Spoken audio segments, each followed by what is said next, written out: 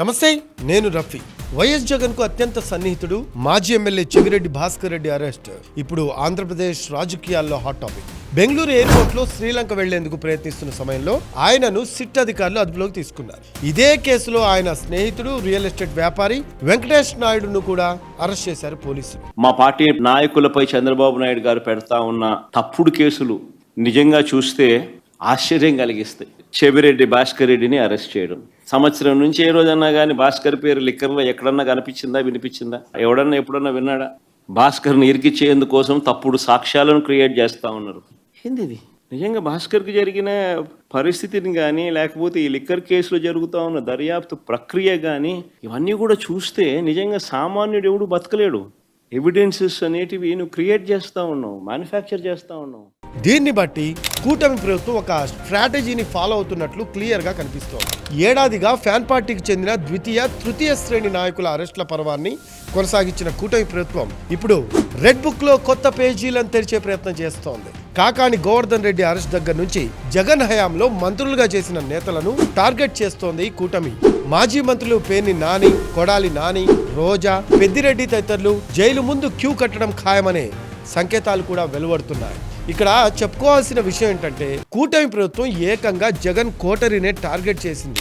విజయసాయిరెడ్డి చెప్తున్న జగన్ కోటరీలో ఉండే ఆ నలుగురిలో ఒకరైన చెవిరెడ్డిని అరెస్ట్ చేశారు. ఇతను జగన్ కు అత్యంత ఆప్తుడనే విషయం ఓపెన్ టాక్. దీంతో తీగ లాగితే డొంక కదిలింది అన్నట్టు వ్యవహారం మరింత రసవత్తరంగా మారే అవకాశం కూడా కనిపిస్తూ ఉంది. ఎందుకంటే ఇప్పటికే కొంతమంది నేతలను అరెస్ట్ చేసిన పోలీసులు ఇప్పుడు లెవెల్ 1 కోటరీని టార్గెట్ చేశారు. దీంతో ఈ వ్యవహారం జగన్ మెడకు చుట్టుకునే అవకాశం లేకపోలేదు అనే వాదన కూడా వినిపిస్తూ ఉంది.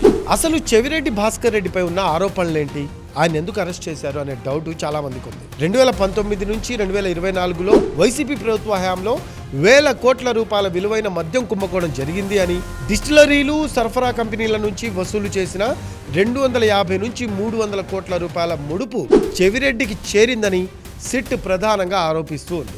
అయితే ఈ డబ్బును ఆయన తన సిబ్బంది, అనుచరుల ద్వారా 2024 ఎన్నికల్లో వైసీపీ అభ్యర్థులకు పంపారు అన్నది సిట్ ప్రధాన ఆరోపణ. ఎన్నికల కోడ్ అమల్లో ఉన్న సమయంలో 8,36,00,000 అక్రమంగా తరలిస్తూ ఉండగా లారీ పట్టుబడిన ఘటనతో ఈ కేసు మరింత రసవత్తరంగా మారింది. అయితే మద్యం డబ్బు తరలింపులో తిరుపతి పట్టణాభివృద్ధి సంస్థ వాహనాలు చెవిరెడ్డి సన్నిహితులు వాడినట్లుగా విచారణలో తేలిందంటున్నారు సిట్ అధికారులు. వైసీపీ వర్గాలు, కుటుంబ సభ్యులు ఈ అరెస్టును రాజకీయ కక్ష సాధింపు కుట్రగా అభివర్ణిస్తున్న పరిస్థితి. ఏదైతే మేము సెంటిమెంట్గా భావిస్తామో, లిక్కర్ అనేది మా కుటుంబాన్ని ఎంతో ఇబ్బంది పెట్టిందనేసి సుమారు మా బాబాయ్, మా తాతగారు ఇద్దరు కూడా దానివల్ల కాలం చెందారు. కాబట్టి మేము దాన్ని సెంటిమెంట్గా భావించి దాని జోలికి కూడా మేము ఎప్పుడు వెళ్ళాం. సుమారు మా నాన్నగారు 2001లో జెడ్పీటీసీగా పోటీ చేసినప్పుడు కాడి నుంచి మొన్నటి ఒంగోలు పోటీ చేసినప్పటి వరకు ఏ రోజును మేము లిక్కర్ అనేది మేము ఎప్పుడు పంచింది లేదు, దాని జోలికి వెళ్ళింది లేదు. కాబట్టి అంత పవిత్రంగా మేము ఉండేప్పటికీ ఈ రోజున అదే లిక్కర్ కేసులో మేమేదో ట్రాన్స్పోర్ట్ చేసామని చెప్పేసి ఈ రోజున ఫాల్స్ కేసు పెట్టడం జరిగింది. ఖచ్చితంగా మాకు నమ్మకం ఉంది న్యాయస్థానాలపైన. మేము ఖచ్చితంగా ఇవన్నీ కూడా మేము ఎదుర్కొంటాం. ఖచ్చితంగా ఏ విధంగా అయితే చట్టపరంగా ఉంటుందో ఖచ్చితంగా మేము చూసుకుంటామని తెలియజేసుకుంటున్నాం. నోటీస్ ఇవ్వకుండా అరెస్ట్ చేశారు, తప్పుడు కేసులు పెట్టారు, విచారణకు ఎప్పుడైనా సిద్ధమే అని ఆగ్రహం వ్యక్తం చేస్తూ ఉన్నారు చెవిరెడ్డి. సిట్ ఆరోపణలు అవాస్తవమని, చంద్రబాబు ప్రభుత్వం అధికారంలోకి వచ్చాక వైసీపీ నేతలపై అక్రమ కేసులు పెడుతోందని ఆరోపిస్తూ ఉన్నారు వైసీపీ నేతలు. కాగా సిట్టు మాత్రం తమ వద్ద ఉన్న ఆధారాల ఆధారంగా అరెస్టులు చేశామని, డబ్బు లావాదేవీలన్నీ విచారణలో బయటపడ్డాయని స్పష్టంగా చెబుతోంది. అంటే ఎంత ఆధారం కూడగడితే సిట్ అలా చెబుతుంది అనేది ఇక్కడ అర్థం చేసుకోవచ్చు. ఇప్పటి వరకు ఈ కేసులో 8 మంది అరెస్ట్ అయ్యారు. వారిలో మాజీ ప్రభుత్వ ఉన్నతాధికారులు, డిస్టిలరీ యజమానులు కూడా ఉన్నారు. ఇది ఇప్పటి వరకు లిక్కర్ స్కామ్ లో జరిగిన అరెస్టుల పర్వం.